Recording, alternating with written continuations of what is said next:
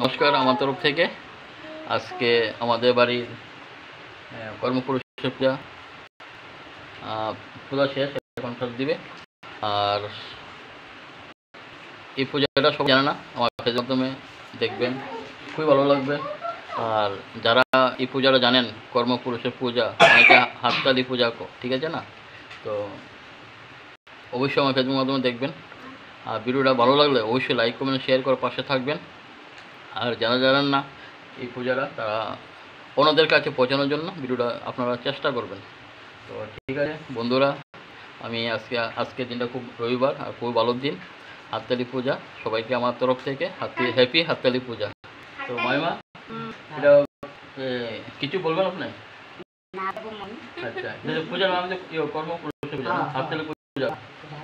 তো ঠিক আছে, পুরুষ লোকের পূজা। তো রাখছি।